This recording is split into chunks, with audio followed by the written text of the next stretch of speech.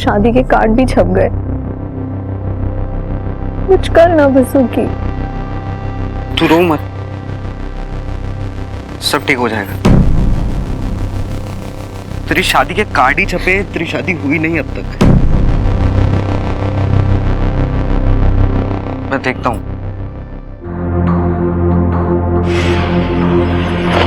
काजल, भाऊजी, हमारी इज्जत से खेलने लग रही है तू। गाड़ी में बैठ।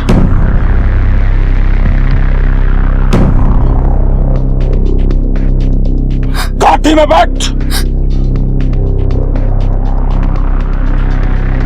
ठाकुर साहब, मेरी बात सुनिए। हमारी इज्जत से खेलने लग रहा तू। साहब मेरी बात सुनिए। अगली बारी अगर हमारी काजल के आसपास भी दिखाई दिया ना तो गोली मार दूंगा। ठाकुर साहब, आप भले ही मुझे गोली मार दो, लेकिन मेरी काजल पर हाथ भी मत उठाना। तेरी काजल के बोल लग रहा तू। सब के बोल लग रहा तू। भाऊजी आप रहने दीजिए, रहने दीजिए, देखो मैं संभालूंगा। समझा इसे। अगली बारी अगर कहीं काजल के आसपास भी दिखाई दिया ना ये तो 100 टुकड़े करवा दूंगा मैं इसके। भाऊजी आप काजल को ले जाइए, इसे मैं ऐसी सबक सिखाऊंगा जिंदगी भर याद रखेगा। समझा? चाहिए। चल रहे। मेरी बात सुन। जान प्यारी नहीं है तुझे? मेरी जान तो काजल है, और वो नहीं मिली तो मैंने वैसे ही मर जाना है। इतना प्यार करता है तू उससे? हाँ, सभी जानते हैं, तुम भी तो जानते हो, फिर क्यों अलग करना चाहते हो हमें?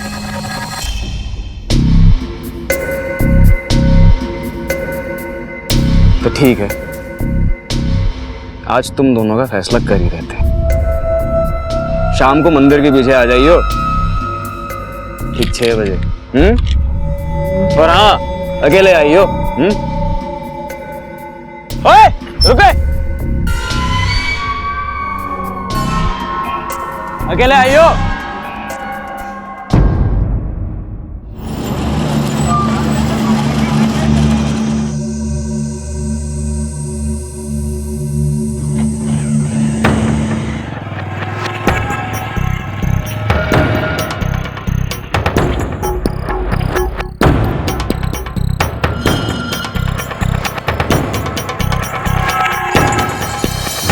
इनसे मिल, जिनका नाम कार्ड पे छपा है महेश सिंह। इनकी होने वाली काजल से शादी।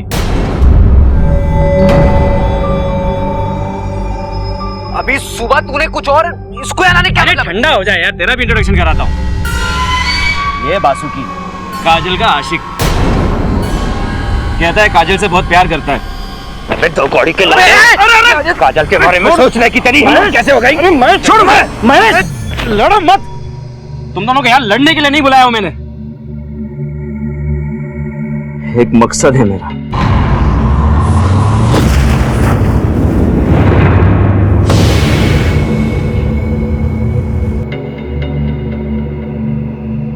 देख यार महेश, ठंडे दिमाग से सोच यार, क्या फायदा ऐसे शादी का जिसमें 3 जिंदगियां बर्बाद हो जाए।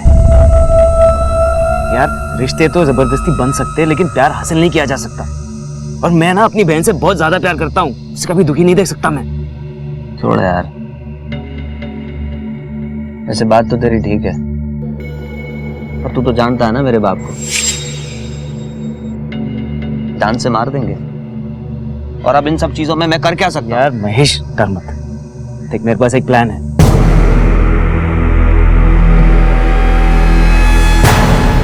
ये एक भाई का अपनी बहन की खुशी के लिए किया गया सीधा फैसला था, या एक खौफनाक जुर्म के खेल की शुरुआत थी जिसमें दांव पर लग गई थी कई जिंदगियां।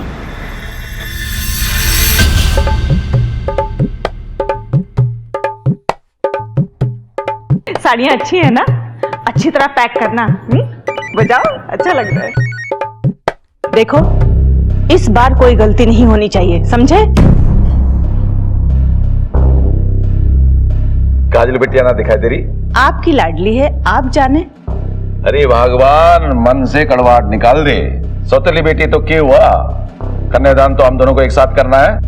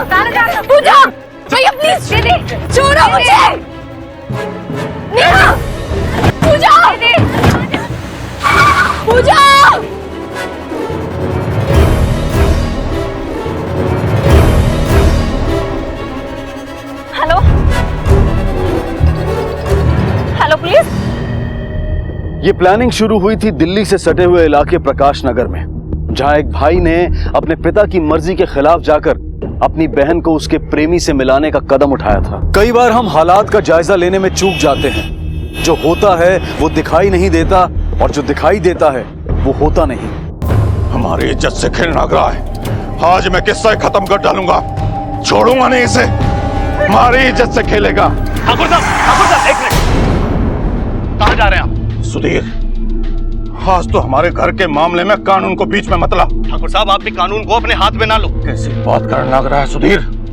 वो कल का छोकरा हमारी इज्जत से खेलने लग रहा है और हम उसका कुछ ना करें, हाथ पे हाथ धरे बैठे रहे। मैं ऐसा कुछ भी ना कह रहा ठाकुर साहब। काजल मेरी भी बिटिया जैसी, और हमारे पीआई साहब राजवीर सिंह जी उस लड़के को बासुकी को ढूंढने गए हैं। आप शांति से काम लो जी, सब ठीक हो जाएगा। आप शांति से इनकी बात तो सुन लीजिए। तो चुप कर सुधीर। अगर शाम तक हमारी बेटी काजल घर ना पहुंची ना, तो मने कोई रोक ना पाएगा। हमारी इज्जत और हमारी पगड़ी।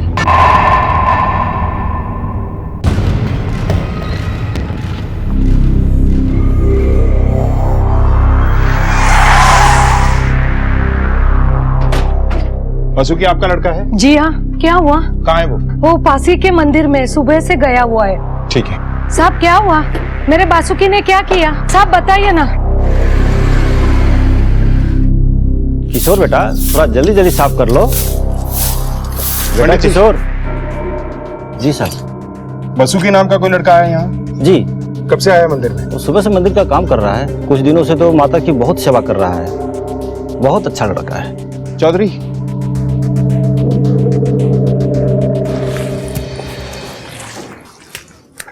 बासुकी, काजल का है? मुझे नहीं पता साहब। मतलब तू यहाँ नहीं बताएगा? काजल किडनैप हो गई और तुझे पता नहीं? हाँ, काजल का किडनैप? मुझे नहीं पता सर, मुझे नहीं पता इस बारे में कुछ भी।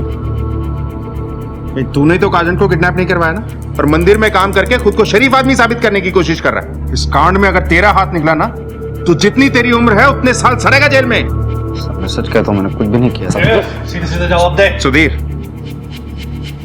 बड़े घर की बेटी काजल से प्यार करने की सजा दे रहे हैं आप लोग मुझे, लेकिन सच बोलता हूँ साहब, मैंने उसको किडनैप नहीं किया। सच्चे दिल से प्यार करता हूँ काजल को सर, मैं उसका किडनैप क्यों करूंगा? शर्मा, लेके जाओ इसे। सर मेरी बात सुनिए सर, मैंने कुछ नहीं किया सर। सर काजल से प्यार करता हूँ सर, मैंने कुछ भी नहीं किया। सर मेरी बात सुनिए, सर मेरी बात सुनिए सर, मैंने कुछ भी नहीं किया है। सर महिपाल सिंह बहुत ही गुस्से में है। अगर काजल का कुछ पता नहीं चला तो कुछ भी हो सकता है। वैसे मैंने काजल और बासुकी के कॉल रिकॉर्ड्स निकलवाए थे सर। काजल का फोन तो उसकी लास्ट लोकेशन से ही स्विच ऑफ है, लेकिन बासुकी ने सुबह 3-4 लोगों से बातचीत की है, पर कुछ खास बात नहीं हुई सर। बल्कि उसने तो काजल से भी कोई बातचीत नहीं की सुबह से। किडनैपर्स की गाड़ी की कोई डिटेल हाथ लगी? सर सिर्फ इतना कि वो नीले रंग की गाड़ी है, मैंने अलर्ट जारी करा दिया है। काजल उस वक्त शादी के जोड़े में थी, उसने गहने भी पहने हुए थे, तो हम चोरी के एंगल से भी इनकार नहीं कर सकते। सर लेकिन ये भी तो हो सकता है कि ये सारा खेल बासुकी ने रचा हो। ऐसा भी हो सकता है कि ये लड़की काजल ही कोई खेल खेल रही हो, लेकिन इस सिचुएशन में हम कोई चांस नहीं ले सकते। एक काम करो, बासुकी को रिहा कर दो और उसके पीछे खबरी छोड़ दो। जी। और हाँ, आसपास के सभी पेट्रोल पंप और टोल नाकों की सीसीटीवी फुटेज चाहिए मुझे। सभी गेस्ट हाउस, होटल, सब जगह चेक करो। Railway station, bus stand, taxi stand, सब जगह पूछताछ करो। Right sir.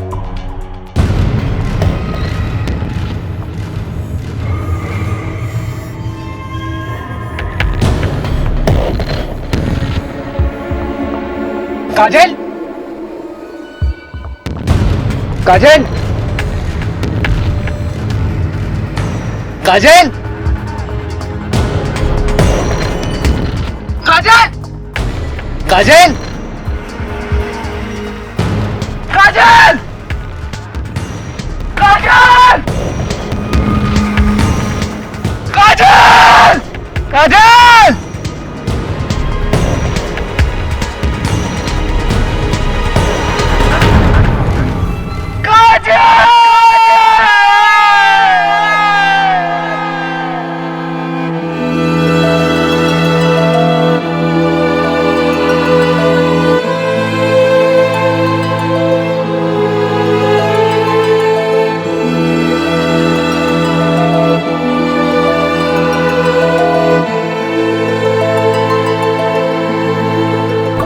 कहाँ तुम? कहाँ तुम?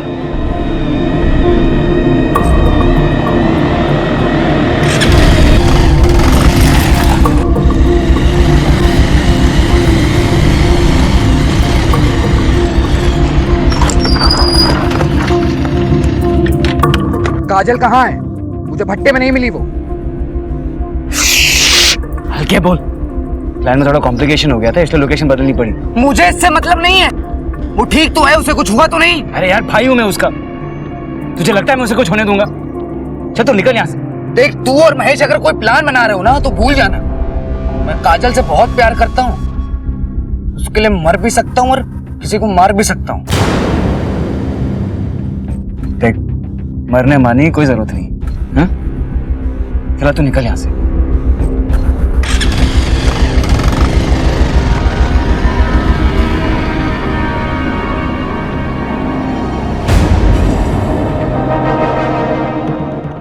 ए महेश, गाड़ी साइड में ले, गाड़ी साइड में ले।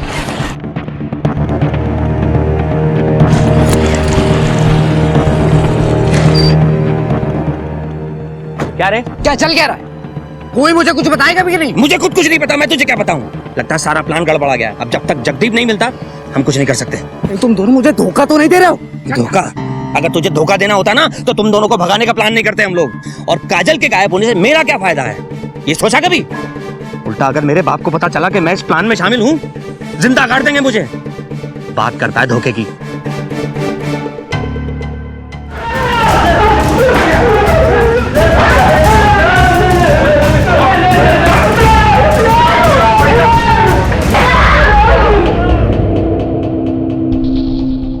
सर कुछ भी हाथ नहीं लग रहा है सर। सर जितने भी चार्जशीटरों को राउंड पे लिया है कुछ खास जानकारी बाहर नहीं आ रही है सर। सर्कमस्टेंसेस तो बासुकी की तरफ इशारा कर रहे हैं। हो ना हो इस सबके पीछे बासुकी का दिमाग है। ये सारा किडनैपिंग का प्लान उसी ने बड़ी सफाई के साथ रचा है सर।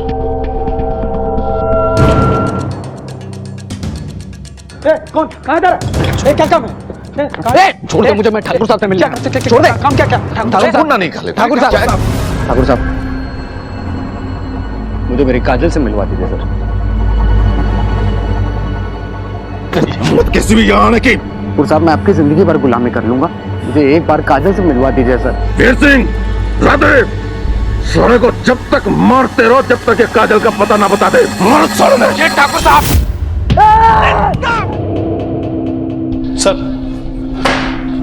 सर अभी भी खबर मिली है कि कीर्तिनगर के पास एक खेत में लाश पड़ी है। क्या? सर चलो।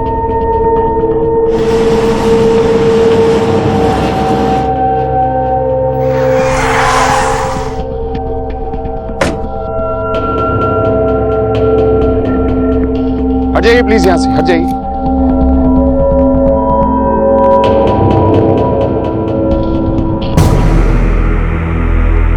सर ये तो जगदीप की लाश, काजल का भाई।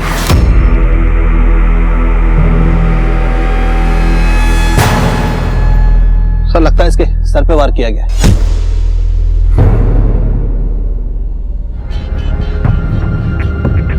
ठीक है, इसकी बॉडी को पोस्टमार्टम के लिए भेजो और इसके घर वालों को इसकी खबर कर दो।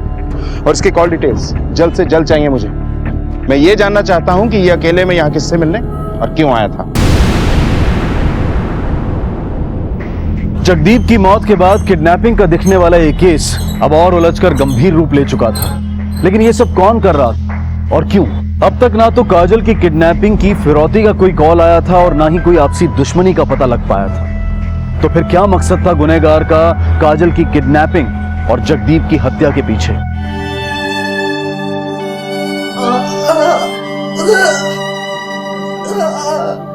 तूने एक बार ये सोचा अगर तुझे कुछ हो जाता तो मेरा क्या होता? तू परेशान मत हो माँ, काजल को मिल जाने दे। मैं और काजल मिलकर तेरा बहुत ख्याल रखेंगे।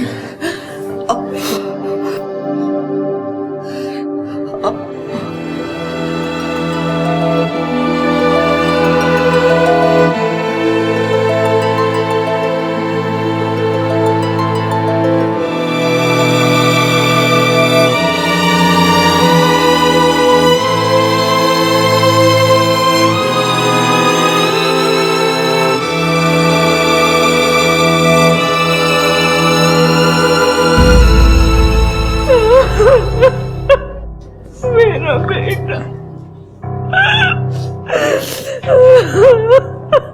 मेरा बेटा।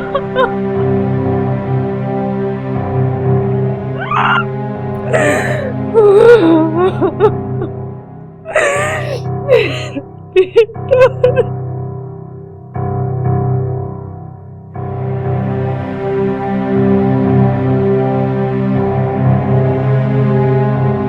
समझ सकते हैं एक बाप पर क्या बीत रही है, जिसका जवान बेटा ठाकुर साहब, हम आपके साथ हैं।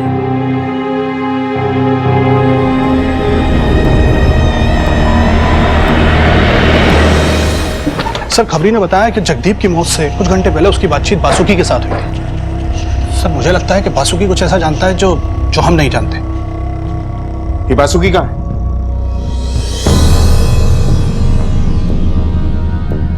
अच्छा हुआ तुम खुद ही आ गए। यार किसे क्या तुम्हारा? इंस्पेक्टर साहब, ठाकुर के आदमियों ने इसे मार मार के ये हाल बना दी। ठाकुर क्या? बैठिए।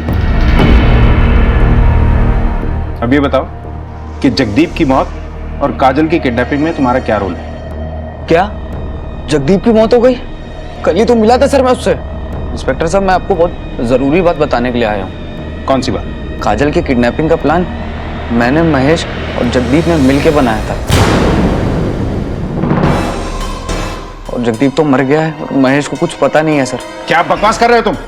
भला क्यों एक भाई अपनी बहन को और एक दूल्हा अपनी होने वाली दुल्हन को किडनैप करेगा? तो आपको क्या लगता है सर कि मैंने काजल को अगवा किया है? जब आपका अपना कोई आपसे बिछड़ेगा ना सर, तब आपको पता चलेगा कि अपनों से बिछड़ने का दर्द क्या होता है। जगदीप और महेश मुझे और काजल को मिलाना चाहते थे सर। मैं झूठ नहीं बोल रहा हूँ आपसे, मेरी बात पे यकीन कीजिए। और जिस जगह उन्होंने काजल से मिलाने का वादा किया तो वहां तो कोई पहुंचा ही नहीं सर। महेश को बुला। Yes sir.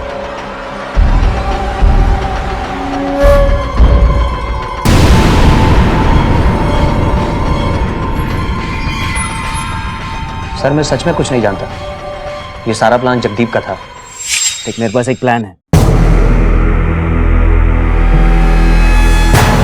मैंने अपने दोस्त से बात करके एक गाड़ी और 2 आदमियों का इंतजाम कर दिया है। शादी वाले दिन पे काजल को ब्यूटी पार्लर से आते हुए किडनैप कर लेंगे और उसे भट्टे पे ले जाएंगे। वहाँ वो उसे बासुकी से मिलवाएंगे और महेश तू उन्हें जयपुर भेज देगा। हमारी हरकतों पर पुलिस और सबकी नजर होगी, इसलिए उस दिन हम आपस में एक दूसरे से फोन पे बात नहीं करेंगे। और हाँ बासुकी, उस दिन सबसे पहले शक तुझ पे जाए, इसलिए उस दिन तू यहाँ मंदिर में ही रहना। तुम लोगों ने शादी ब्याह को खेल समझ रखा है क्या? ये सब कुछ पहले बता देते तो जगदीप की मौत नहीं होती और काजल को ढूंढ निकालने में मदद मिलती। माफ कर दीजिए सर, गलती हो गई, लेकिन मेरी काजल को ढूंढ निकाली है। न जाने सर मेरी काजल किस हालत में होगी। हो गया तुम्हारा ड्रामा खत्म, कर ले अपना काम।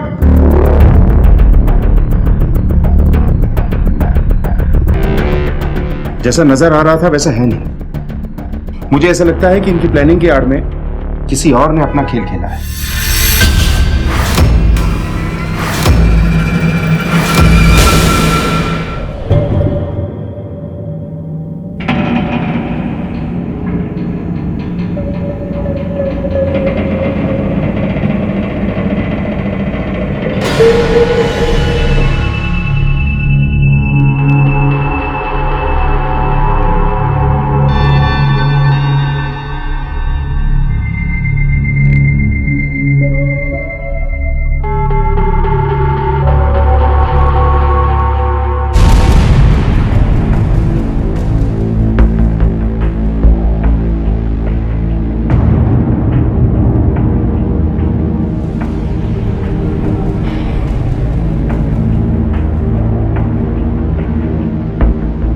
ये लो 1.5 लाख रुपया।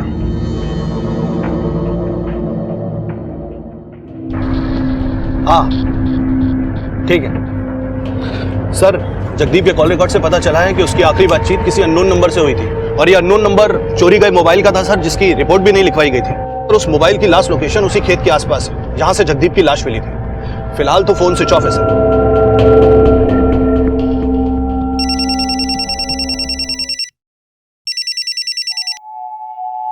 हाँ अभिषेक बोल। हेलो पापा। क्या रे? किसको फोन लगा रहा है? अभिषेक क्या हुआ? फोन लगाता है? आज तेरे को बताता हूँ। रुक साले। The number you have called is currently switched off. The number you have called is currently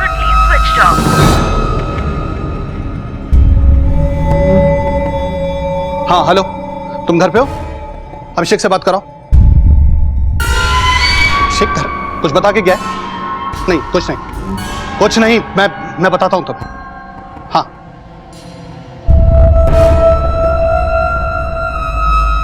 hello, हाँ बेटा, अभिषेक तुम्हारे यहाँ है? नहीं कुछ नहीं, वो आएगा तो बोलना कि मुझे फोन करे। हाँ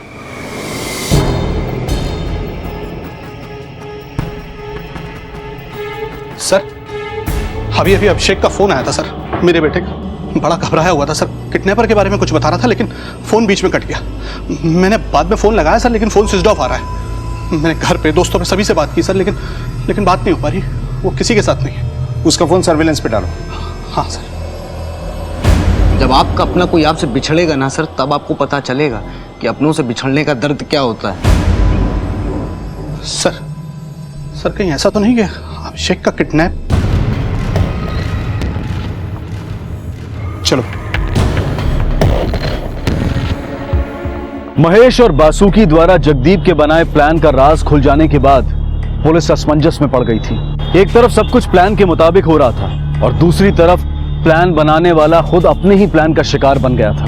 और अब तो गुनहगार का हौसला इतना बढ़ चुका था कि सब इंस्पेक्टर के बेटे अभिषेक की किडनैपिंग के पीछे उसी का हाथ होने की संभावना ने सबके होश उड़ा दिए थे। अक्सर हमें लगता है कि पुलिस वाले दूसरों के दुख समझ नहीं पाते, पर असल में उनकी ड्यूटी ऐसे कठिन हालात से घिरी होती है जहां उन्हें गुनहगारों को पकड़ने के अलावा और कोई सुध-बुध नहीं होती।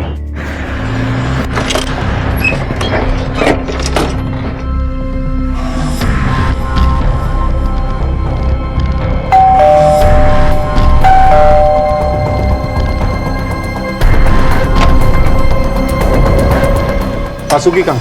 यहाँ नहीं है। सुधीर, घर की तलाशी लो अच्छी तरह। जी सर।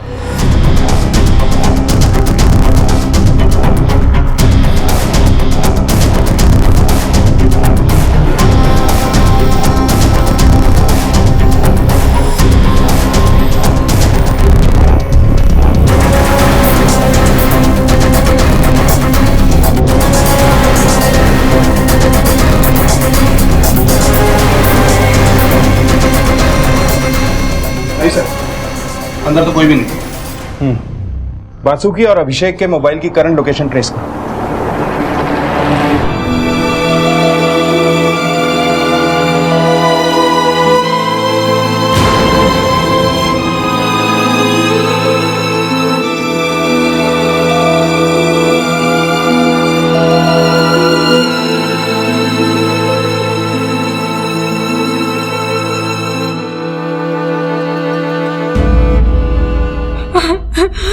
आज मैं PSI सुधीर की बीवी नहीं, अभिषेक की मां बन के आई हूँ।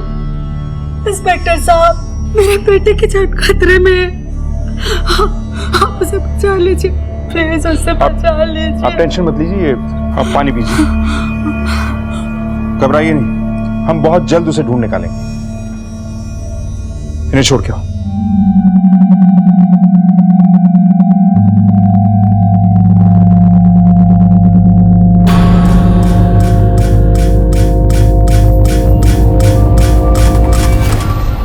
हाँ ठीक है, मैं आता हूँ। हाँ। अभिषेक की कोई खबर? नहीं सर, लेकिन हमारी एक टीम उसकी लोकेशन ट्रेस कर रही है सर। कहीं ये महिपाल का खेला हुआ खेल तो नहीं? मुझे नहीं लगता सर। महिपाल सिंह एक दबंग आदमी है सर। वो चाहे तो अपनी बेटी को सरेआम गोली मार सकता है, लेकिन ये किडनैपिंग का खेल नहीं खेलता सर। और वैसे भी मामला अब उसके इकलौते बेटे की मौत से जुड़ गया है सर। मुझे नहीं लगता सर।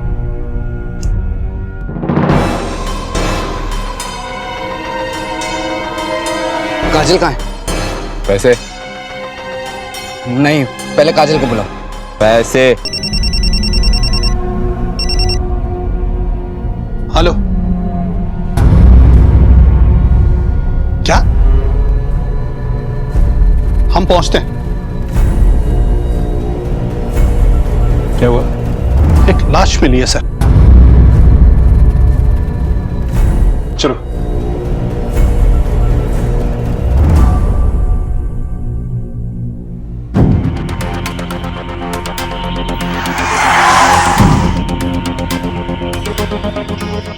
हट जाइए प्लीज, हटिए यहाँ से। आइए साइड में।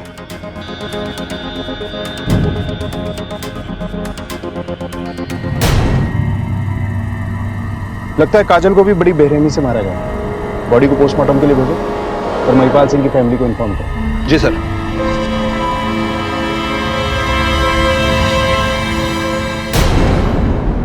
जिस काजल की फर्जी किडनैपिंग से इस केस की शुरुआत हुई थी, अब उसी काजल की लाश बरामद होने के बाद इस इन्वेस्टिगेशन को एक बहुत बड़ा झटका लगा था। जिन हालात में काजल की लाश मिली थी वो बहुत ही गंभीर और खतरनाक जुर्म की गवाही दे रहे थे।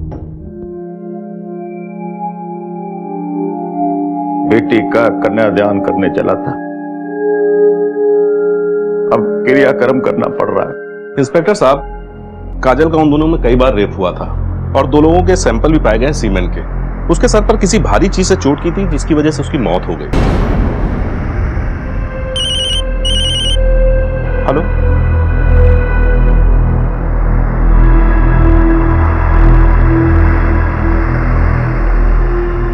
सर, एक और लाश मिली है।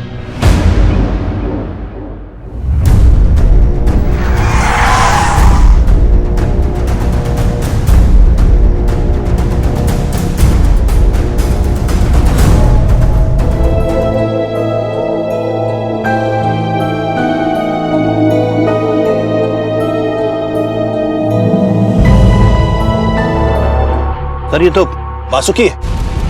इसके भी सर पर सर वैसे ही वार किया गया है जैसे जगदीप के साथ हुआ था। बासुकी और जगदीप की लाशें जिस तरह से मिली हैं, लगता है कातिल को एक ही है और आसपास है। अच्छा, वो पेट्रोल पंप और टोल नाके की फुटेज का क्या हुआ? फुटेज मिल गई सर, हमारी एक टीम उसे बारीकी से स्कैन कर रही है। ये जो भी है या तो बहुत शातिर है या फिर कोई इन्हें पनाह दे रहा है। साहब, मैंने कल शाम इस लड़कों को दीवारों पर पोस्टर लगाते हुए देखा था।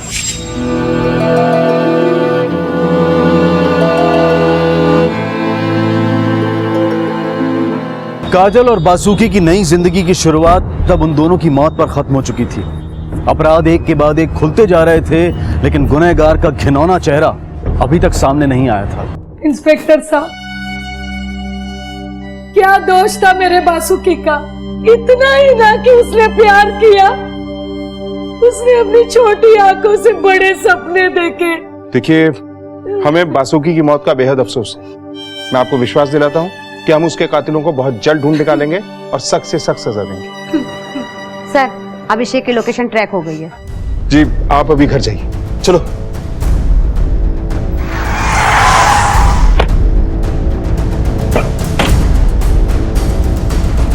सर, ये तो महिपाल सिंह का पुराना गोडाउन है।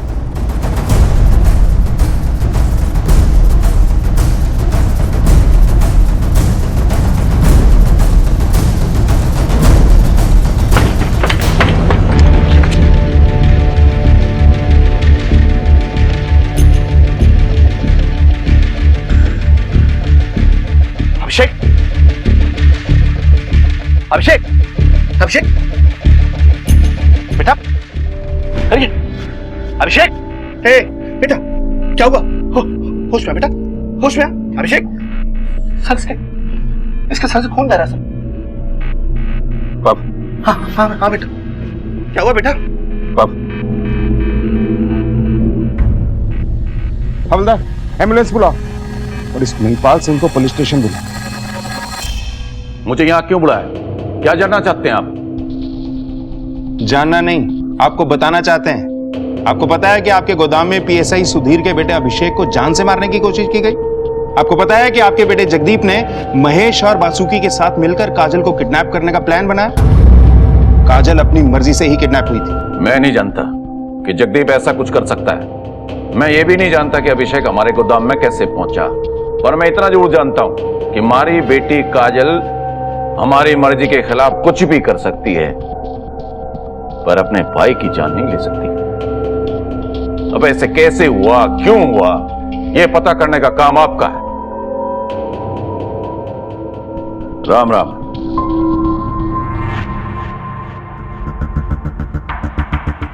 मैं उन दोनों को अच्छी तरह से जानता हूं।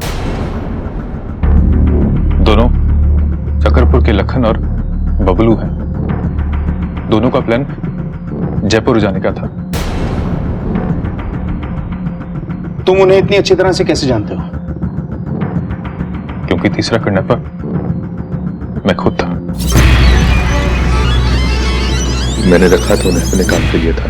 लेकिन ऐसा लग रहा था कि वो किसी और के लिए काम कर रहे हैं।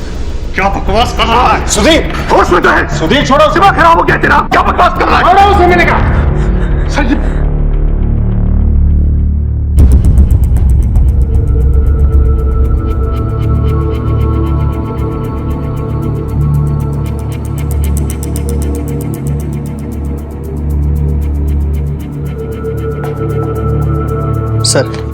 सर अभिषेक के बयान के मुताबिक लाखन और बबलू के नाम पर सकरपुर चौकी में भी लूटपाट का केस दर्ज है सर ये उनकी डिटेल्स आई है।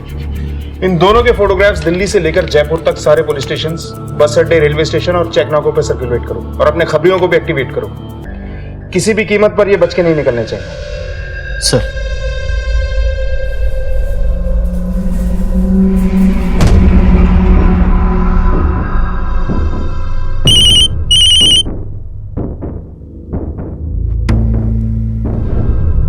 सर, मुड़कागांव पेट्रोल पंप से फोन आया। वो किडनैपर्स बाईपास से जयपुर निकल रहे हैं। क्या उनका लोकेशन भी ट्रेस हो गया है?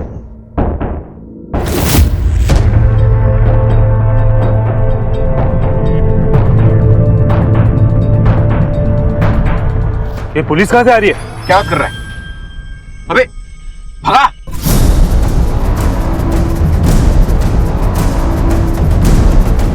और तेज! अबे अबे भगा!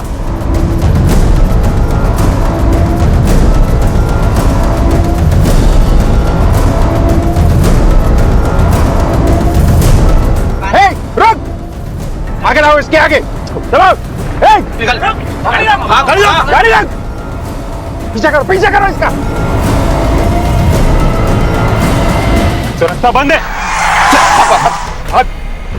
भाग जल्दी भाग। रुक।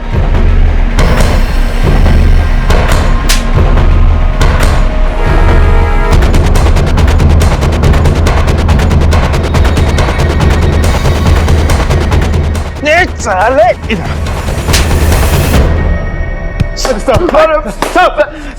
अरे नहीं सब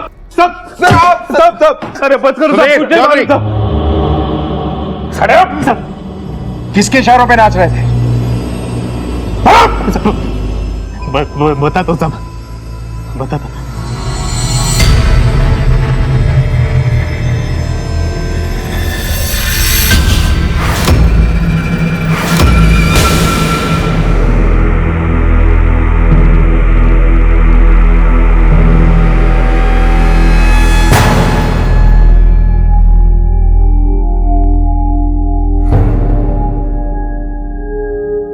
भाऊजी,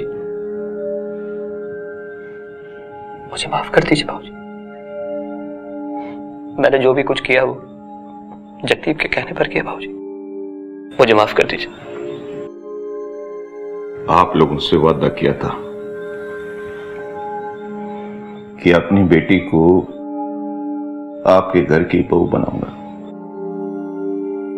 मगर चिंता मत कीजिए ठाकुर साहब, आप ही की बेटी मेरे घर की बहू बनेगी। और आप सरकारी मेहमान। मतलब ले चलो बाप बेटे को। चलो। अरे लेकिन मैंने किया था। अरे छोड़िए भाऊजी।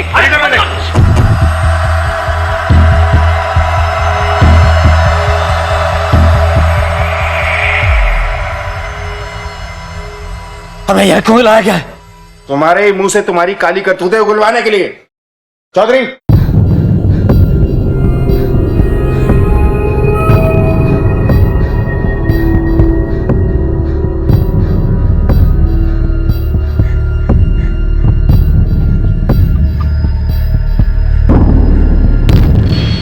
वासुकी और काजल की शादी करवाने के लिए जगदीप और मैंने किडनैपिंग का ड्रामा किया था और उसके लिए मैंने बबलू यादव और लाखन की मदद भी ली थी।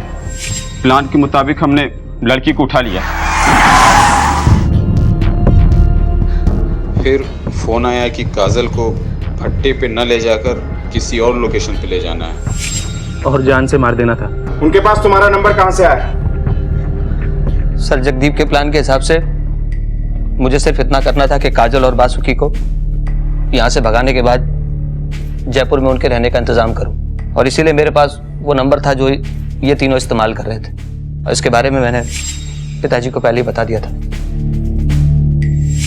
शादी के कुछ दिन पहले ही मुझे तहसीलदार से ये खबर मिल गई थी कि महिपाल सिंह अपनी जायदाद अपने बेटे जगदीप और बेटी पूजा के नाम कर रखी है।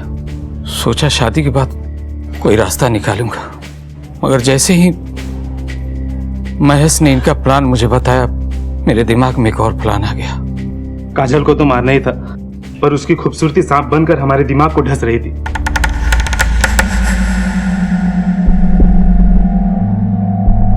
इतने में अभिषेक जगदीप को लेने बाहर चला गया और इसी बीच हमें काजल को मारकर फरार होना था।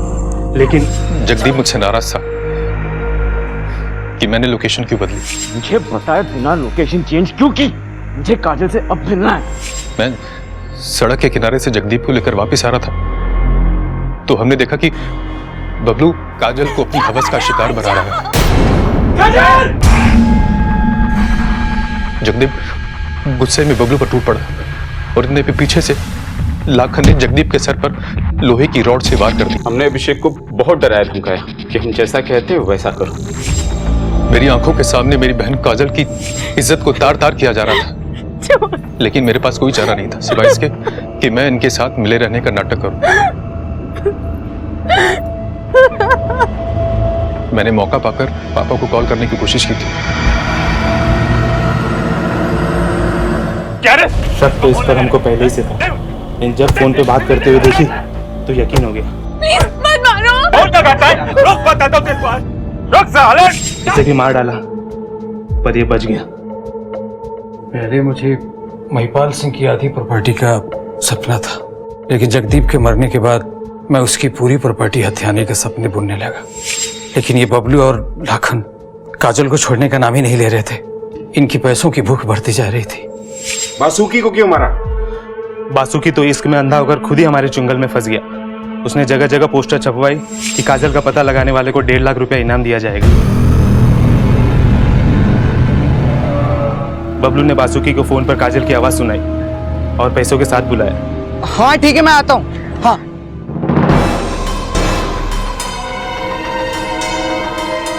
काजल कहाँ है? पैसे काजल को बुला। और काजल? काजल का जितना फायदा उठाना था हमने उठा लिया। अब वो हमारे लिए खतरा बन चुकी थी तो हमने उसे भी। तेरे लालच ने 2 घरों के चिराग बुझा दिए। सिसक सिसक के काजल ने अपनी जान दी। इस घिनौने अपराध के लिए फांसी का फंदा भी तेरे लिए एक छोटी सजा है। काम चाहे कितना भी अच्छा क्यों ना हो, लेकिन अगर उसे करने का तरीका गलत है तो वो बिगड़ ही जाता है। और ऐसा ही हुआ था जगदीप और अभिषेक के साथ। कहाँ तो वो अपनी बहन को उसके प्रेमी के साथ मिलवाकर उसे जिंदगी भर खुश देखना चाहता था, लेकिन उनकी गलत राह पर चलकर सही मंजिल तक पहुंचने की ये कोशिश नाकाम हुई और 3 जानें चली गई। और एक नाकाम प्रेम कहानी, जहां एक तरफ बासुकी की आंखों में काजल के लिए सिर्फ प्यार था, वहीं महिपाल के दिमाग में जात पात, ऊंच नीच और अमीर गरीब का तारा बना हुआ था। काश जगदीप का फैसला महिपाल ने लिया होता तो शायद इतनी जिंदगियां बर्बाद ही नहीं होती। अब मैं अनूप सोनी आपसे विदा लेता हूं, फिर मुलाकात होगी अगले एपिसोड में एक और चौंका देने वाले केस के साथ। तब तक अपना और अपने परिवार का ख्याल रखें और देखते रहें क्राइम पेट्रोल डायल 100। सबक एक को सीख हम सबको। जय हिंद।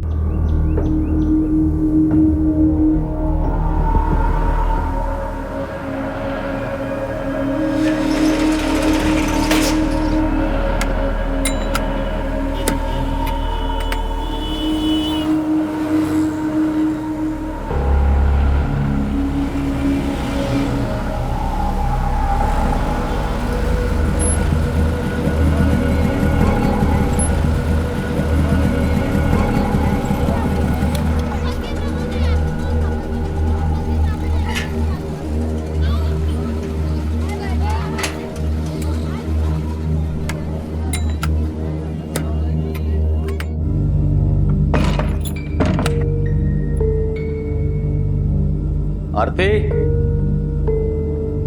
आरती पानी पिला। आजो तेरे लिए क्या लाया हूं। आरती, आरती,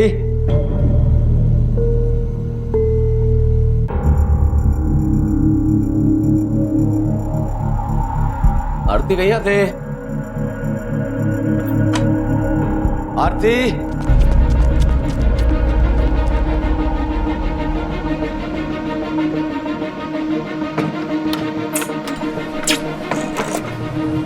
आरती,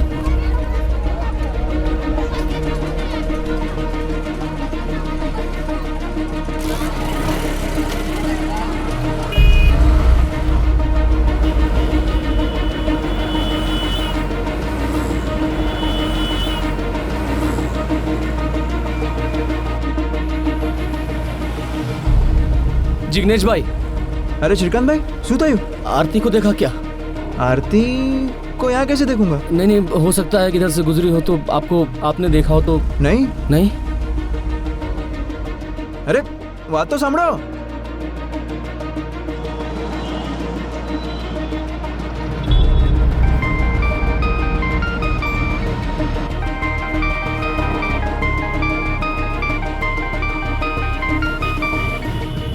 हाँ जतिन भाई बोलो। अरे जतिन भाई 4 कलाक से ढूंढ रहा हूँ उसको। तो थोड़ा और ढूंढ लो ना श्रीकांत भाई। जतिन भाई मेरी कुछ समझ में नहीं आ रहा है, बहुत टेंशन हो रही है। अरे कभी घर से बाहर। अरे श्रीकांत भाई तुम्हें टेंशन नहीं लो, आप घर पे जाके इंतजार करो, हो सकता है वापस आ जाए। अरे नहीं आएगी जतिन भाई, पता है मेरे को कुछ गड़बड़ है। मैं एक काम करता हूँ, पुलिस में जाके रिपोर्ट करता हूँ। साहब आरती गोयल नाम है इसका। कितने साल की है? 19 देखने में छोटी लगती है। आप इसके क्या लगते हैं? जी काका, भतीजी है मेरी। किसी लड़के के साथ कोई चक्कर, आसपास कोई जान पहचान, कोई अफेयर ऐसा कुछ? नहीं साहब, हो नहीं सकता है, वो ऐसी लड़की नहीं है। आपके साथ कोई कहासुनी हो गई हो, आपने डांट दिया हो और गुस्से में घर छोड़कर भाग गई हो, ऐसा कुछ? नहीं साहब, मैं क्यों डांटूंगा भला उसको, मैंने तो जिम्मेदारी ली है उसकी।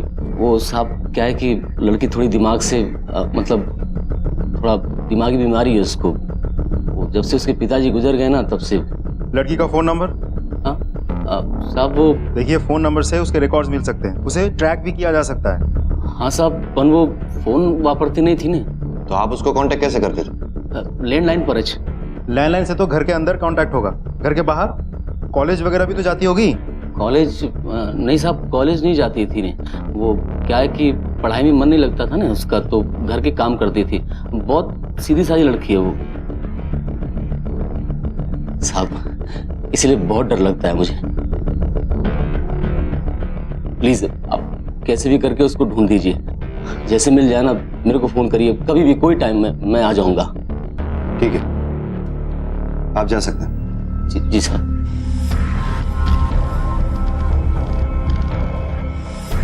फोटो की कॉपीज करवाओ और सारे हॉस्पिटल्स और मॉर्ग्स में इंक्वायरी करो, सारे पुलिस स्टेशन में फोटो सर्कुलेट करो, तब तक आसपास पूछताछ करते हैं। Yes sir.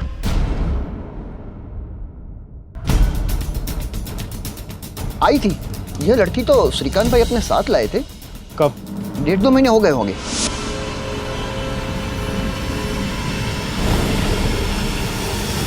उसके बाद वो छोकरी कभी दिखाई नहीं दी। श्रीकांत भाई उसे घर के अंदर रखते थे ताला लगाकर। मुझे सब बड़ा अजीब सा लगा, तो फिर मैंने एक दिन श्रीकांत भाई से पूछा कि ताले का चक्कर क्या है, तो बोले अरे वो भतीजी छे हमारी, लेकिन नॉर्मल नहीं छे, दिमाग की प्रॉब्लम है ना उसको, इसीलिए ताले के अंदर रखना पड़ता है उसको ताकि कोई प्रॉब्लम ना हो जाए। अभी अली पुकट किधर भी चली गई तो टेंशन है ना। भागी गई? मुझे तो पहले ही पता था कि भाग जाएगी। क्यों? मैंने देखा था श्रीकांत को उसके साथ अजीब अजीब हरकत करते हुए। हाँ जयश्री बहन बोलो। आ पार्सल तमारो कुरियर वालों आपी गयो तो आप घर पे थे नहीं और किसी ने दरवाजा भी खोला नहीं, तो मुझे देखे गया हूँ। वो भतीजी से हमारी गांव से आई है। ठीक है, थैंक यू। वो लड़की इतनी डरी हुई थी और रो रही थी, छोटी बच्ची सी तो थी वो बेचारी। आईडी?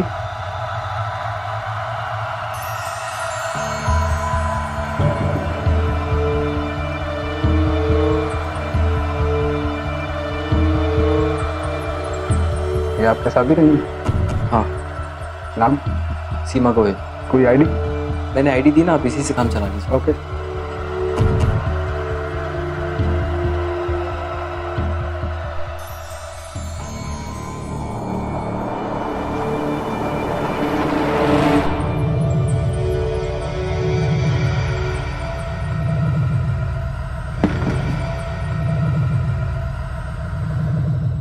Yes sir. मतलब ये सेक्सुअल अब्यूजमेंट का केस हो सकता है? जी सर, हो सकता है। इसीलिए शायद श्रीकांत इतना भौंकलाया हुआ है, ताकि आरती कहीं किसी को कुछ बता ना दे। पॉसिबल। एनीवेज, पहले सारी बातों को साबित करना होगा, तभी कोई एक्शन ले पाएंगे। श्रीकांत को पुलिस स्टेशन बुला। Okay sir.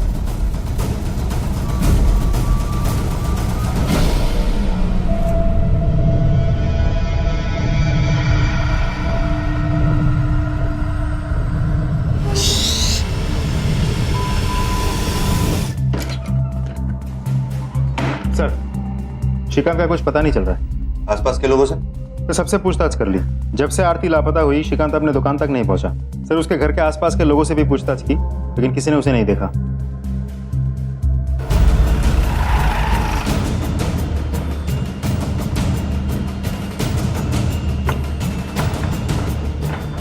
मेहता, तुम ऊपर जाओ, तुम लोग इस तरफ जाओ।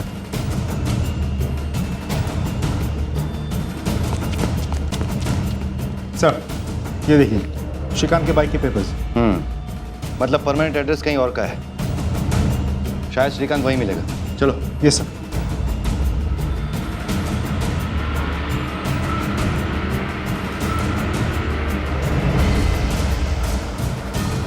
कमाल है, श्रीकांत के माँ बाप है आप। वो कहाँ गया, उसे क्या हुआ, आप कुछ नहीं जानते? मेरे को इसी बात का डर था। मैं तमने कीधु हतो कि एक बार फोन करके देखो। जो ये क्या हो गया, कया गयो मारो श्रीकांत।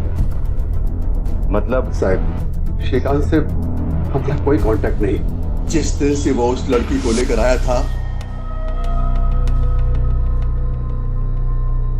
आज सोच है तूने लगन कर लिया हमारे बिना।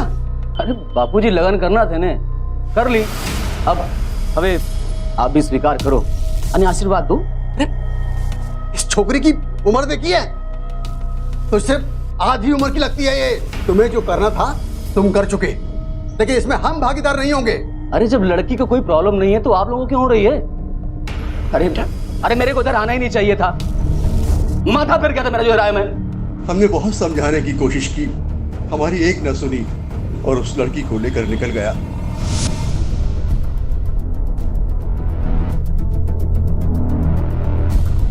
यही वो लड़की है जिससे श्रीकांत ने शादी की थी? हाँ जी। इसी से लगन किया था श्रीकांत ने। तो फिर श्रीकांत ने हमसे झूठ क्यों बोला कि आरती उसकी पत्नी नहीं भतीजी है? आरती गोयल नाम है इसका। कितने साल की है? 19। आप इसके क्या लगते हैं? जी काका, भतीजी है मेरी। शायद लड़की उम्र में छोटी है, इसलिए हमें आरती के घर वालों से भी पूछताछ करनी होगी।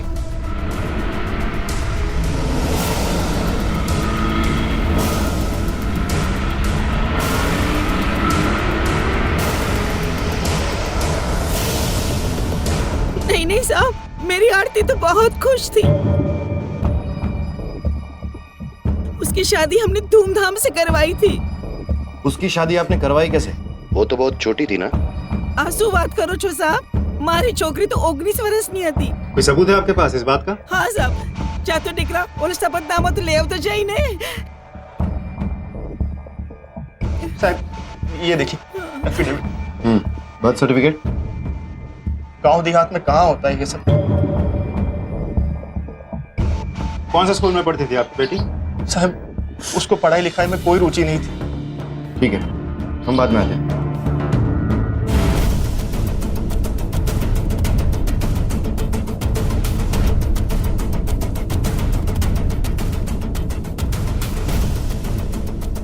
इसे जानती हो तुम? ये आरती है, मेरी दोस्त।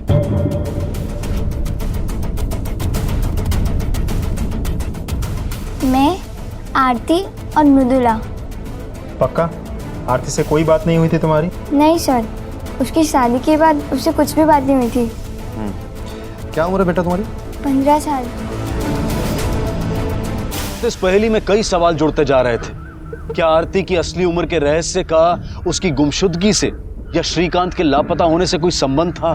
क्या श्रीकांत वाकई गुमशुदा था या फिर पुलिस उसके द्वारा आरती पर किए गए जुल्मों के बारे में जान गई है? इस बात की भनक लगते ही वो रफू चक्कर हो गया, या फिर सच्चाई इन सभी संभावनाओं से परे थी?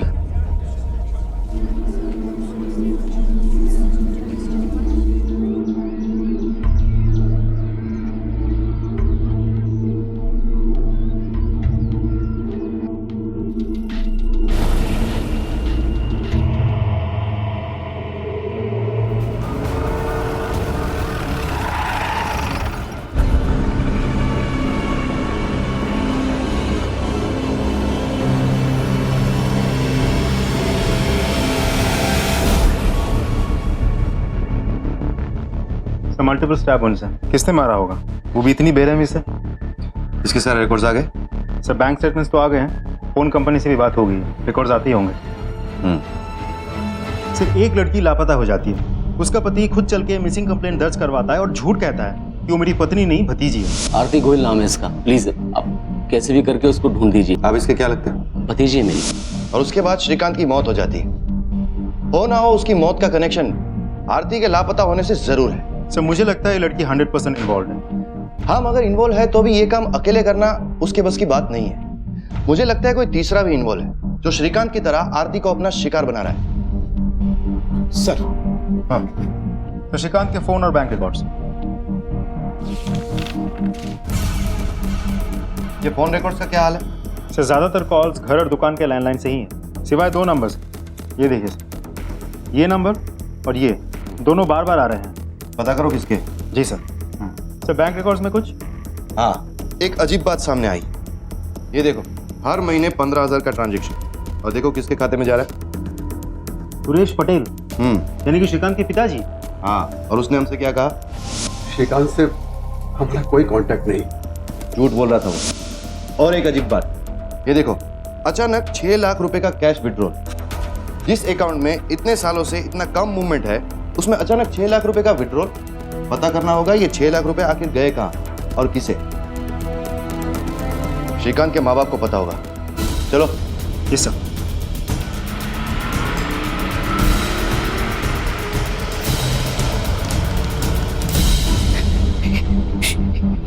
ये कैसे हो गया?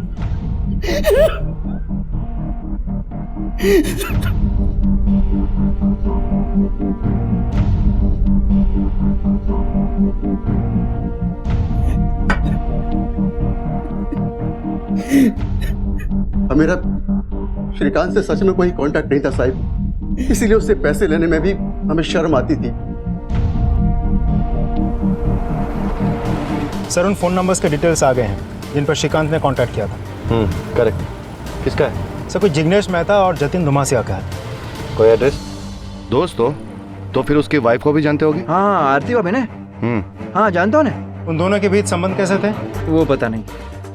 हाँ, पर लास्ट टाइम जब श्रीकांत भाई दिखे थे तभी वो आरती भाभी को ही ढूंढ रहे थे। आरती को देखा क्या? आरती को यहाँ कैसे देखूंगा? नहीं, हो सकता है कि इधर से गुजरी हो तो आपने देखा हो तो। नहीं। आज सवारती साहब यही सोच रहा था कि श्रीकांत भाई का फोन नहीं आया अब तक। आखिरी बार जब आपकी बात हुई थी श्रीकांत से, क्या बात हुई थी? तू अंदर जाने आराम कर। हाँ साहब, लो ने पानी। Thank you. No thanks. शायद आपको पता नहीं साहब, आरती को मानसिक बीमारी है। श्रीकांत भाई का कोई कांटेक्ट नहीं।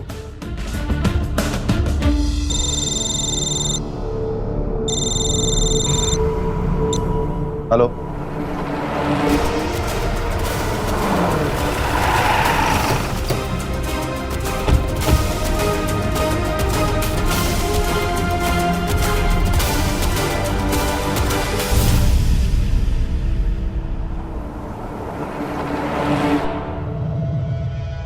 कहाँ थे तुम इतने दिन? हाँ बोलो।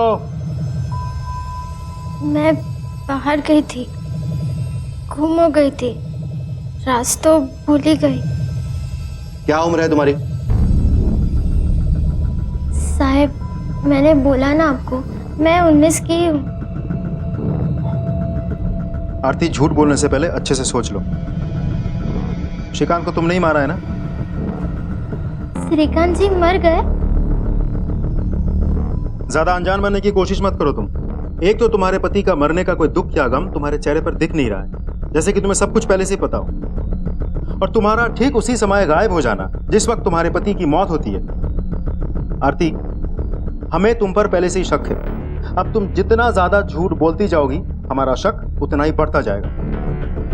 सच बताओ। नहीं साहब, मैंने श्रीकांत जी को नहीं मारा। मारा है या नहीं मारा वो हम पता कर लेंगे। खून करके कोई बचता नहीं है।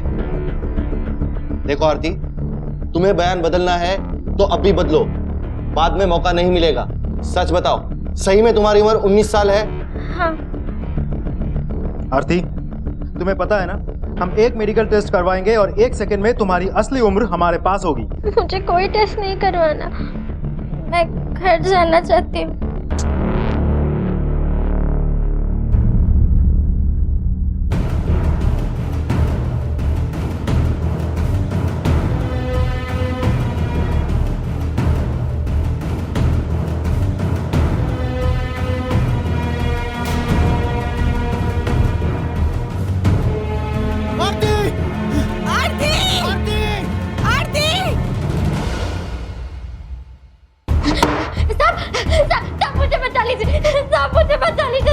वो लोग मेरे साथ जबरदस्ती करते। साहब मुझे बचा लीजिए। देख आरती, बहुत है क्या यहाँ? चुपचाप चल वरना। नहीं आऊंगी मैं, जो करना है कर लो। क्या बोली? नहीं आएगी? हाँ? आंख दिखाएगी हम लोगों को? जबान लड़ेगी? चल, चल, चल।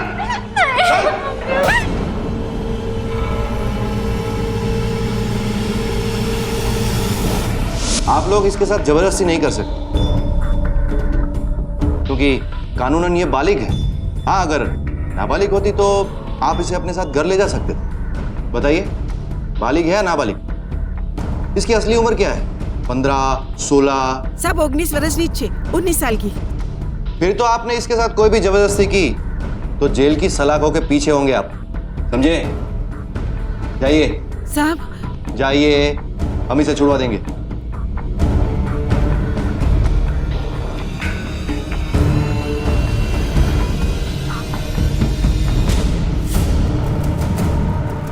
बच्ची है सर, मुझे नहीं लगता फोन इसने किया होगा। मेहता, जो दिखता है वो हमेशा सच नहीं होता। इस बात को तुम अच्छी तरह से जानते हो। आरती का बैकग्राउंड चेक करवाओ और जिस जगह से श्रीकांत की लाश मिली थी उसके आसपास के इलाके में इसके फोटोज को सर्कुलेट करो। हो सकता है कहीं पर किसी ने इसे देखा और इसे पहचान ले। किस?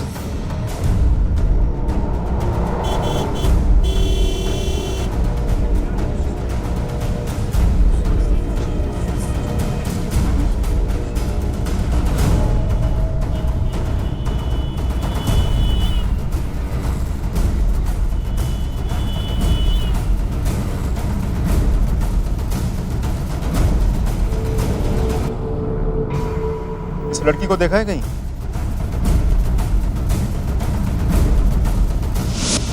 हाँ सर, पास के होटल में ही आई थी और इसके साथ में एक लड़का भी था। उस लड़के की शक्ल देखी थी? हाँ सर।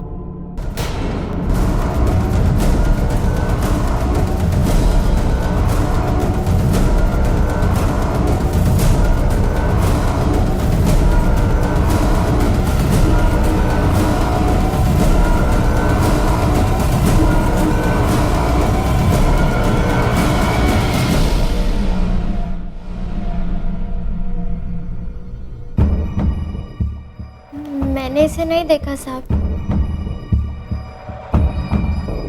आरती, झूठ मत बोलो। सच उगलवाने के बाकी तरीके भी आते हैं हमें। मेरे को नहीं पता, आप मेरे पे आरोप क्यों लगा रहे हो? आपको पूछना ही है तो कपिल भाई से पूछो ना। मैंने देखा था उसे श्रीकांत जी के साथ झगड़ा करते हुए। अरे लड़की है वो। लगन किया तूने उससे? लगन कोई इलेक्ट्रॉनिक मशीन नहीं है कि मन बदल गया तो वापस कर दो। देख, तुझे नहीं चाहिए तो बोल दे, मैं इसको वापस लेके जाता हूँ, लेकिन पैसे वैसे वापस नहीं मिलेंगे। अरे ऐसे कैसे नहीं देगा तू? मजाक समझा क्या? पैसे भी तेरे, लड़की भी तेरी। अच्छा, लेकिन अब तक तो वो तेरे साथ ही थी ना। बोल, इतने दिन तो उसको वापरा कि नहीं वापरा? ये सब भी मुफ्त में नहीं होता है, चार्ज लगता है इसका भी। मेरे को सिखाता है तू? मेरे को सिखाता है? निकल यहाँ से, निकल। जा रहा हूं मैं, लेकिन तुझे छोड़ूंगा नहीं मैं, याद रखना तू। जा रहा हूं। हाँ साहब, श्रीकांत भाई ने 6 लाख रुपए दिए थे मेरे को, पर आरती माटे नहीं। दहेज तो हम देंगे ना, उनसे लेंगे थोड़ी। वो क्या है ना साहब, मेरे को नवा धंधा स्टार्ट करना था, એટલે कैपिटल के नाम पर उन्होंने पैसे दिए थे मेरे को। घर नो जमाई छे ने, वो मदद नहीं करेंगे तो कौन करेगा? पर साहब, मैं वो पैसे उनको वापस देने वाला था। तुम्हारे साथ श्रीकांत का जो झगड़ा हुआ था उसका क्या? ना साहब, कोई झगड़ा वगड़ा नहीं हुआ था। मैं और श्रीकांत भाई तो पक्के दोस्त बन गए थे, वरना आजकल के जमाने में इतने पैसे कौन किसी को देता है? तो तुमने उसे नहीं मारा? ना साहब, इतने भले आदमी को कोई क्यों मारेगा? साहब, आप आरती से पूछो, उसी ने किया होगा। सर, दोनों एक दूसरे पे उंगली उठा रहे हैं। दोनों में से झूठ कौन बोल रहा है और क्यों? भाई दोनों ही तो झूठ नहीं बोल रहे सर।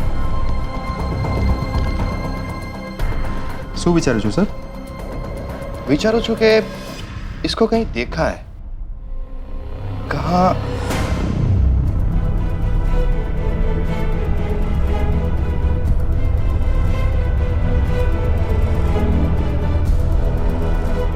क्यों? अब गले से आवाज नहीं निकल रही तेरी? और आप यही वो बेटा है ना जिसके घर लौटने पर आप हमें इन्फॉर्म करने वाले थे? उस दिन तस्वीर देख ली थी तो याद आया। ठीक है, वो आए तो इन्फॉर्म करिए। जी साहब।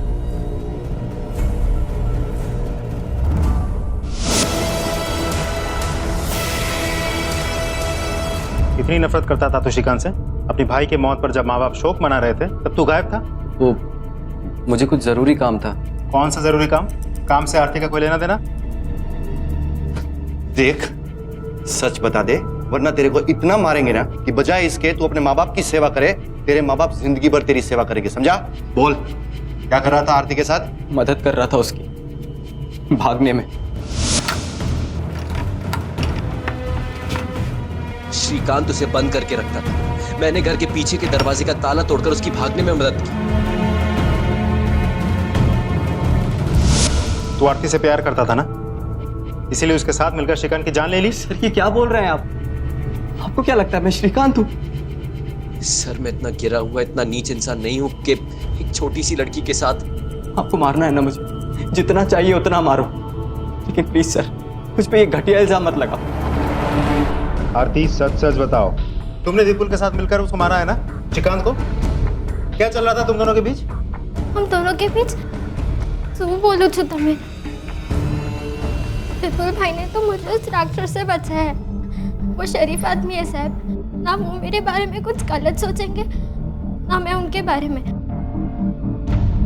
श्रीकांत ने मेरे साथ क्या क्या किया आपको नहीं मालूम साहब। अच्छा हुआ, सारू थी वो मर गया। मेरी जिंदगी बर्बाद कर दी उसने, और आप मेरे पे शक कर रहे, विपुल भाई पे शक कर रहे। संदिग्ध अपने बयानों और स्पष्टीकरण से किसी तरह से पुलिस को गुमराह करने की कोशिश कर रहे थे। अब पुलिस के सामने 3 मुख्य संदिग्ध आए। पहला आरती का भाई कपिल, जो लालच की वजह से पैसे लौटाने को तैयार नहीं था। दूसरा श्रीकांत का भाई विपुल, जिसे श्रीकांत और उसके किए से सख्त नफरत थी। और आखिर में श्रीकांत की पत्नी आरती, जो श्रीकांत की दी हुई यातनाओं का बदला चाहती थी। लेकिन इसके बावजूद पुलिस के पास कोई ठोस सुराग नहीं था। इस गतिरोध के सामने तहकीकात घुटने टेकने ही वाली थी कि अचानक एक वारदात हुई। मैं, आरती और मृदुला। सर, मृदुला के पोस्टमार्टम रिपोर्ट। सर ये मृदुला तो 15 साल की थी, नाबालिग। बैकग्राउंड चेक, इसके घर वालों से बात की? यस सर, उसके घर वालों ने बताया कि वो शादीशुदा है। उसके पति का नाम जिग्नेश है और एड्रेस उसी दुकान का है जो श्रीकांत के दोस्त जिग्नेश का है। Yes sir. बोल वरना खाल उधर दूंगा तेरी। कुछ भी खरीदने बेचने की लायक नहीं रह जाएगा, तू समझा ना? बोल। साहब मैंने मृदुला को नहीं मारा है। हाँ मैं मानता हूँ कि मैंने उसके फैमिली को पैसे देके उससे शादी की, लेकिन मारा नहीं। मुंह सुकम अपना ही नुकसान करा उन्हें। पैसे तो वसूल होने चाहिए। साले पैसे वसूल? इंसान थी वो, खिलौना नहीं, समझा? और एक बात बता, मृदुला के परिवार से तुझे किसने मिलवाया? वो हमारे दोस्त है ना, उन्होंने भी उसी गांव की छोरी से लगन किया था। क्या नाम है उसका? जतिन भाई, भोजन बहुत स्वादिष्ट लागे छे। अरे खास તમારા માટે બનાવ્યું છે, મજા કરો ને। ખાઓ ખાઓ।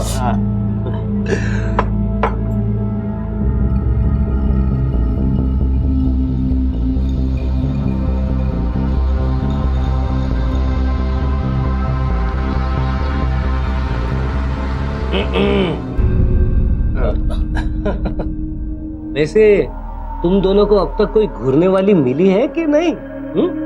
मिले भी तो એટલે ભાભી માફિક जवान और खूबसूरत थोड़ी ना मिलने वाली है। अरे मिलेगी भाई, मैं कहता हूँ मिलेगी।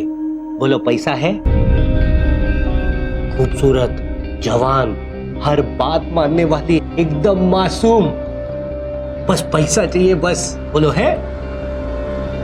तो तूने पैसे देकर एक नाबालिग लड़की को खरीद ली? नहीं साहब, सोगन खाई ने कहूँ छू, मेरे को तो पता ही नहीं था कि वो नाबालिग है। उसके घर वालों ने तो वो बालिग होने का प्रमाण भी दिया था। कैसा प्रमाण? वो एफिडेविट। 27 अगस्त की रात को कहाँ थे तुम? साहब मैं तो घर पर ही था। साबित कर सकते हो? हाँ मतलब आप मेरी बीवी से पूछ लीजिए, हम दोनों घर पर ही थे, साथ में टीवी देख रहे थे। कहाँ है वो? बुलाओ उसे। हाँ जी। अरे सांभर आई आओ तो।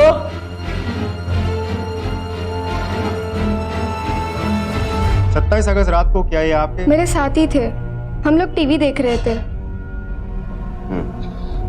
श्रीकांत और जिग्नेश ने तुम्हारे जरिए पैसे देकर शादी की? ना ना साहब, शू बात करो छो, दोनों 30-35 साल के कुंवारे हैं। उनको बस शादी करनी थी तो मैंने मदद कर दी, बाकी पैसों के बारे में मुझे नहीं पता साहब। शादी नाबालिग लड़कियों से? ना ना साहब, नाबालिग लड़कियों से कैसे शादी करेंगे, वो तो अपराध है ना।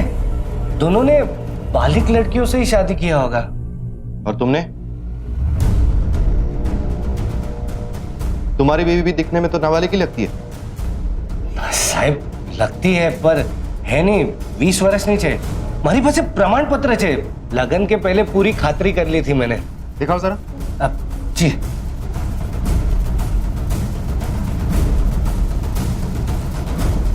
साहब, ये एफिडेविट और ये मैरिज सर्टिफिकेट। ये पंडित कौन है? मैं नहीं जानता साहब, बस कोई प्रवासी है तो।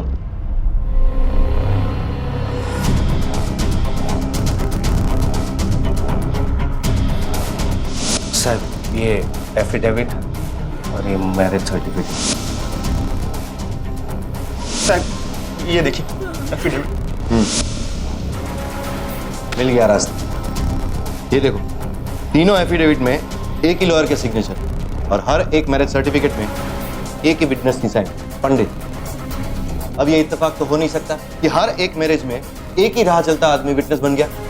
सर इतने सारे लोगों के साथ वही घटना है, घटनाओं के साथ जुड़े एक ही लोग, तो ये तो बहुत बड़ा है। रैकेट है। सही कहा तुमने। मैं आज सुबह ही आरती और मृदुला के परिवार के बैकग्राउंड को चेक कर रहा हूं। दोनों एक ही गांव से, दोनों के गांव में सालों से सूखा पड़ा हुआ, दोनों के परिवारों में पिता ने सुसाइड किया हुआ, फार्मर सुसाइड केस, मतलब आमदनी बंद, दोनों के परिवार पर कर्जा। अब ये कोई रैंडम घटना तो है नहीं, इन परिवारों को चालाकी से चुना जा रहा है। ये जो कुछ भी है उसके बारे में सिर्फ हमें एक ही इंसान बता सकता है, जो इतने समय से चुप है। आरती, हम सब जान चुके हैं, ये बहुत बड़ा रैकेट है ना, जो तुम्हारे और तुम्हारे गांव के आसपास वाले गांव में चल रहा है। नाबालिग लड़कियों के परिवारों को पैसे देकर उन लड़कियों से शादी करना, झूठे दस्तावेजों द्वारा उन लड़कियों के नाबालिग होने का सच को छुपाना, हमें सब पता है आरती। बस एक सच जानना बाकी है कि श्रीकांत को मारा किसने। देखो आरती, अब चुप रहने से तुम बच नहीं पाओगे। हम जानते हैं कि तुम्हारे साथ जो कुछ भी हुआ गलत हुआ है, लेकिन इसका मतलब यह नहीं है कि तुम श्रीकांत का मर्डर करके बच जाओगी। तुम्हारे साथ साथ विपुल को भी अंदर करेंगे, दोनों सड़ोगे जेल में बनने। हम जानते हैं कि तुम किसी से डर रही हो। किसका डर है तुम्हें? नाम बताओ उसका। मैं नहीं जानती, मैं बहुत डर गई थी क्योंकि जिस दिन मैं घर पहुंची थी उस दिन मुझे उसका फोन आया था।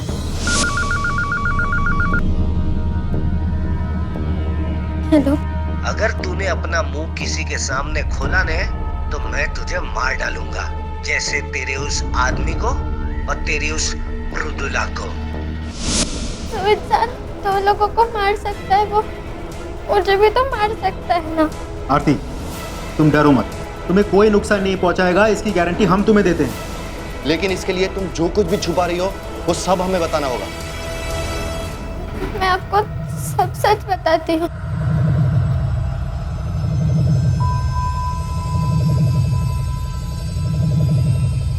मेरी उम्र 15 साल है।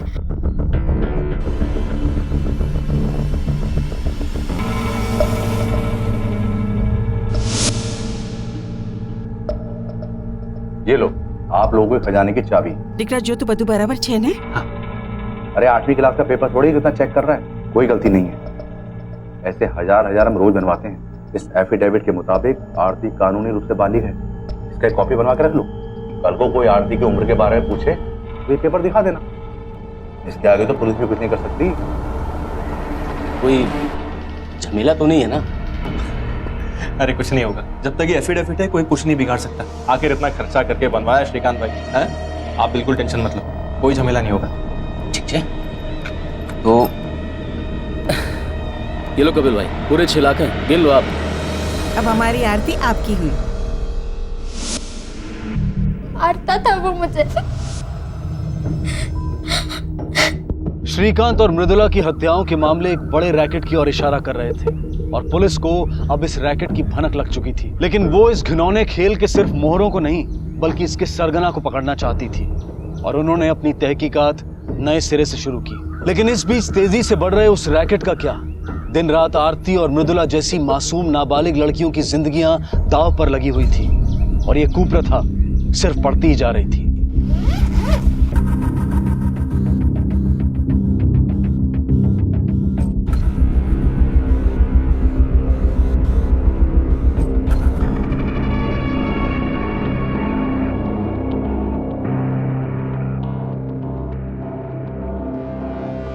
ओम मंगलम भगवान विष्णु, मंगलम गरुड़ाध्वज, मंगलम कुंडलिकक्षाय, मंगलाय तनोहरि स्वाहा।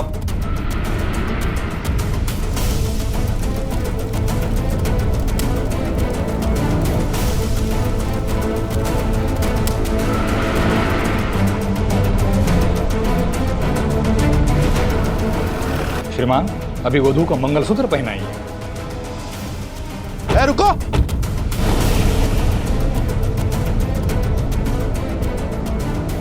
तेरे को विटनेस बनने का बहुत शौक है हाँ? और तुम लोग, लालच है तुम लोगों पर। अपने घर की लक्ष्मी को बेचने निकले हो तुम लोग। तुम्हें क्या लगा इन जाली कागजातों की आड़ में तुम लोग कुछ भी करोगे और बच जाओगे? तुम लोग जब इस कांड को अंजाम दे रहे थे तब पुलिस गेम ओवर की तैयारी कर रही थी। मुझे इस गांव के 14 से 18 साल के बीच की लड़कियों का डेटा चाहिए। उनके लिए अलग टॉलरेंस बनवाने का प्रपोजल है, तो संख्या तय करनी है। डेटाबेस मिल सकता है? जी हाँ, मिलेगा। Thank you. अब तुम लोग ऐसी जगह पर जाओगे जहां पर सिर्फ एक ही सौदा होता है, पुलिस के डंडे का सौदा। चलो चल। सूखे के कारण सभी किसान त्रस्त हैं। इस कारण से जब भी कोई किसान आत्महत्या करता था तो उसका क्रियाकर्म मैं ही करता था और इसी प्रकार उसके परिवार के बारे में मुझे पता चलता था। अगर सौदे की गुंजाइश होती पंडित मुझे बता देता, फिर हम खरीदार ढूंढने निकलते। खरीदार? हाँ? खरीदार? खरीदार ढूंढ। मैं था, एक मिनट। श्रीकांत के मुद्दे पर आ। सर, वो आप लोगों के पास आने वाला था। हम सब ने उसे रोकने की बहुत कोशिश की लेकिन उसे किसी की नहीं सुनी। लेकिन मैंने श्रीकांत को नहीं मारा। मुझे ये भरोसा था कि ये मामला हम तक कभी नहीं पहुंचेगा। अरे डॉक्यूमेंट एकदम खरे थे, पैसे का लेन देन भी कैश हुआ था और एक दिन अचानक हमें पता लगा कि श्रीकांत की मौत हो गई। तो हमारे लिए तो अच्छा ही था ना। तुझे कैसे पता चला श्रीकांत पुलिस के पास जाने वाला था? क्या तुम्हारी बीबी मृदुला इस सारे रैकेट का पर्दाफाश करने वाली थी? हाँ। तुमने इसके बारे में किसी को कुछ बोला था? हाँ। किसे? आखिर पुलिस ने इस रैकेट से जुड़े लोगों को रंगे हाथों पकड़ा, लेकिन अब भी 2 गुत्थियां सुलझनी बाकी थी, श्रीकांत और मृदुला की हत्याएं। और यही इस तहकीकात की आखिरी मंजिल थी। पंडित, वकील और जिग्नेश इस मंजिल तक पहुंचाने वाले आखिरी पायदान थे और इन तीनों की जुबान पर एक ही नाम था। लेके चलो इस थाने। साहब, मैं साचू कहूँ छू साहब, मैंने कुछ नहीं किया साहब। ये सारे लोग ना झूठ बोल रहे हैं सर, मैंने कुछ भी नहीं किया। ये तेरे ही फोन रिकॉर्ड्स है ना? तूने ही वकील को फोन किया था। अरे अजय भाई, आपके समझ में नहीं आ रहा है क्या? श्रीकांत पुलिस के पास जा रहा है, हमें उसे रोकना पड़ेगा। हमारे एफिडेविट एकदम पक्के हैं, हमारा लेन देन भी कैश में हुआ है, तो पुलिस से क्यों डरते हो? देखो अजय भाई, मैं आपको बोल रहा हूँ, श्रीकांत का आप कुछ करो वरना मैं कुछ करता हूँ। फिर हमने जिग्नेश से पूछा, मृदुला ने पुलिस को सारी सच्चाई बताने की ठान ली थी और ये बात जिग्नेश को पहले से ही पता थी। और मृदुला के मौत से पहले जिग्नेश ने ये बात सिर्फ एक इंसान को बताई थी। अरे जिग्नेश 15 साल की लड़की है वो, थोड़ा सख्ती से पेश आना, उसे धमका डरा। क्या जतिन भाई नहीं मानती? कोई मतलब नहीं समझा भी नहीं। अब मैं ही कुछ करता हूँ। आरती को डराने के लिए तुमने ही फोन किया था ना? सच सच बोलो, तुम्हारे फोन रिकॉर्ड से हमें यह भी पता चला है। देख, हमें पता है कि तूने ही दोनों खून किए, और जब हमें विश्वास हो जाता है ना, तब हम उम्र, आदमी, औरत कुछ नहीं देखते। तुम्हें भी नहीं छोड़ेंगे। अब बोल बोल। हाँ साहब, मैंने ही दोनों को, श्रीकांत और मृदुला दोनों को। मेरे मना करने के बावजूद भी वो लोग आपके पास आ गए, इसलिए मैंने उसे। वो श्रीकांत जब तक आरती का इस्तेमाल कर रहा था तब तक उसे कोई तकलीफ नहीं थी, और मृदुला को भी जिग्नेश ने पैसे देकर खरीदा था, मगर वो भी कमजोर निकला। वकील अजय और पंडित उन्हें तो सिर्फ पैसे गिनना आता था साहब, किसी को नहीं पड़ी थी। लेकिन मुझे तो अपनी इज्जत की फिक्र थी ना साहब। सौदा कर लिया ना, अब सड़ जिंदगी भर।